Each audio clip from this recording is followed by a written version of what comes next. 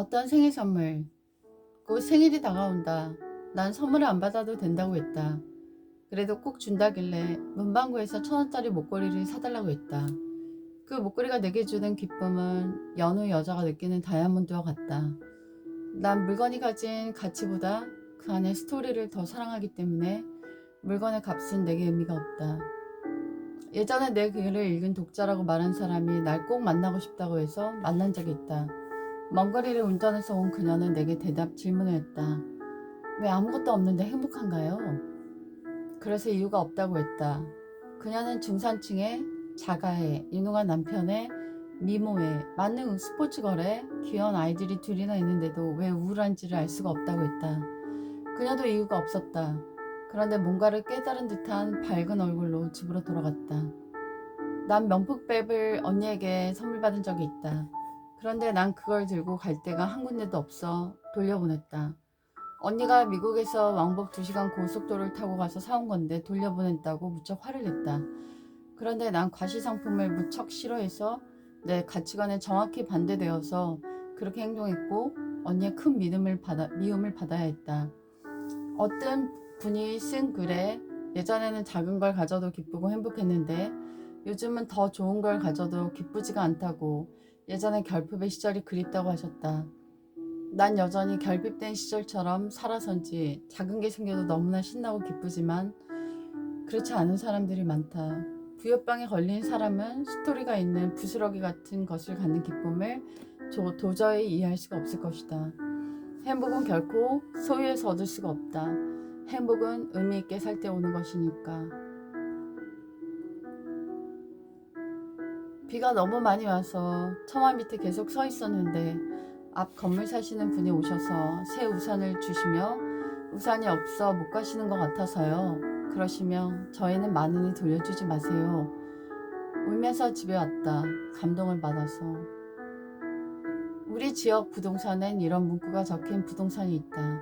비 오면 우산을 빌려드립니다. 어제 집에 오는 길에 비가 왔다. 그런데 아이와 어머니께서 비를 맞으면서 걸어가고 있었다. 어머니는 아이에게 내가 너를 어떻게든지 비를 안 맞게 해주고 싶은데 비를 가려주고 싶은데 가릴 게 없네 라고 얘기하는 걸 들었다. 그래서 내가 제 우산을 드릴게 쓰고 가세요. 아닙니다. 근방의 미술학원에 곧 도착해요. 아니요. 저는 어른이라 맞아도 되는데 아이가 비를 맞아서 드리고 싶어서요. 아닙니다. 하면서 그분이 가슴에 손을 얹으셨다. 매우 감동을 받았다는 그런 눈빛이었다. 결코 그분이 극구 반대하셔서 나는 우산을 주지 못하고 맞지만 그분도 아마 마음이 따뜻해졌을 것이고 그렇게 제안할 수 있었던 나도 역시 마음이 따뜻하여 비 오는 날에 감성은 더욱 충만하게 되었다. 내가 받은 우선의 사랑 때문에 나는 어떻게든지 빚진 사랑을 갚으려고 항상 주위를 둘러보고 있다.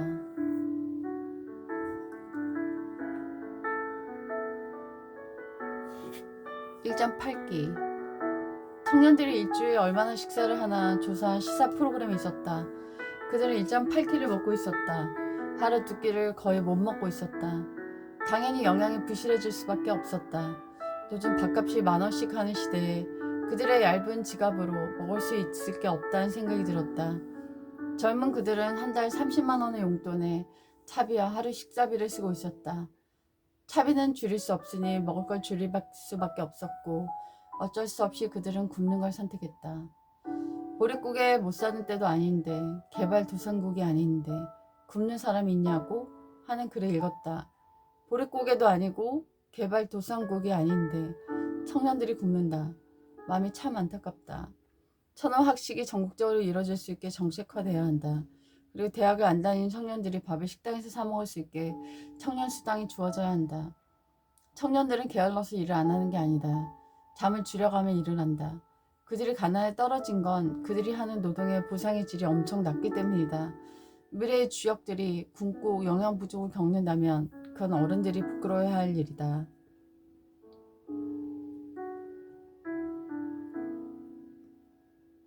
24분 49초. 인생의 굳은 날을 겪고 있는 나는 아무도 안 만나고 집에서 치과 생활을 하며 지내고 있다. 교회만 슬쩍슬쩍 다니며 가물에 콩나들 사람을 만나고 있는데 한 분이 너무 따뜻하게 대해주셔서 마음이 열었다. 이분은 날 딱하게 보셨는지 매주 내게 전화를 주신다. 아이가 셋이나 되고 아픈 시어머니를 직접 모시고 가족 중 몸이 불편한 형제까지 살피고 있었고 직장맘에 교회에서 이것저것 많이 하시는 리더였다. 정말 시간이라고는 전혀 없을 것 같은 이 바쁜 사람이 내게 전화를 걸어주고 있었다. 그저의 전화를 받고 눈물을 흘린 적도 있다. 누군가에게 관심을 갖고 진실을 대해준다는 건 참으로 어려운 일이다. 더구나 자신에게 주렁주렁 짐이 많은 상태에서 그런다는 것은 거의 불가능에 가깝다. 하지만 이타적인 사람은 그것이 자신의 삶에 많은 에너지를 준다. 끝이 없는 터널을 통과하는 내 삶에도 난 쉬지 않고 나눔을 계속하고 있고 여기저기 택배를 보내주고 있다.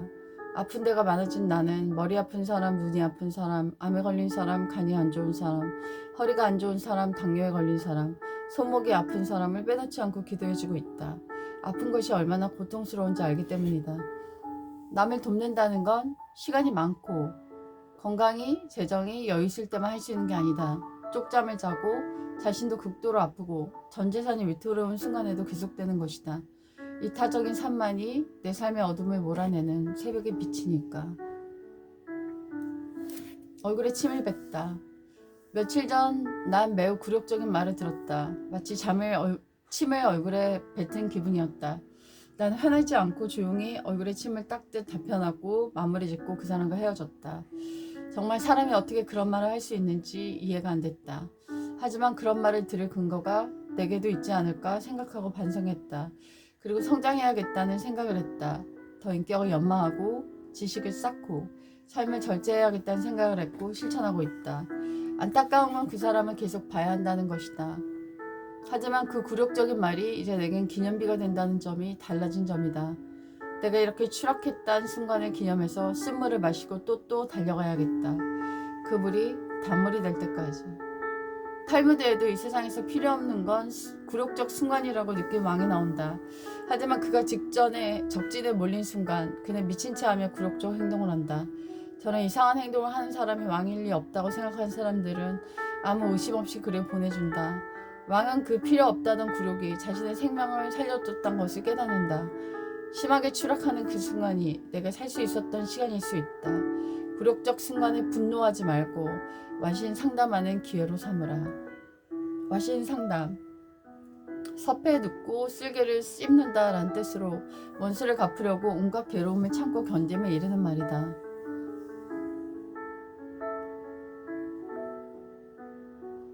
(1%) 호기심 때문에 상위 1% 카페에 가입한 적이 있다. 하지만 아무리 노력해도 나와 같은 사람은 등업을 안 해줬다. 결국 상위 1%의 생각을 알기를 포기했다. 길에 서 있다가 학원 버스가 휙 지나간다. 남과 같지 않은 상위 1%. 참 뭐뭐 없다는 생각을 씁쓸하게 한 적이 있다. 왜 이렇게 피라미드 꼭대기에 올라가려고 할까? 의자 뺏기에 고수만이 할 수 있는 것을 서로에게 꼭대기에 간 사람들이 감옥에 가 있는 걸 많이 본다. 예전에 적성검사를 한 적이 있는데 독특한 1%에 내가 속한 걸 봤다.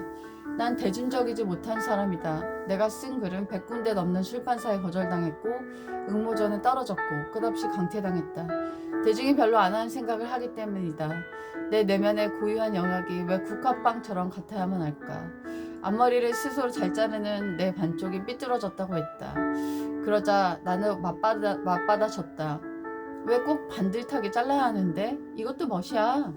물론 대중이 알아주는 멋은 아니다. 우리 은연중에 같아야 한다는 강박이 있는 것 같다. 10대는 이렇게, 20대는 이렇게. 하지만 인생은 계획대로 흘러가지 않는다.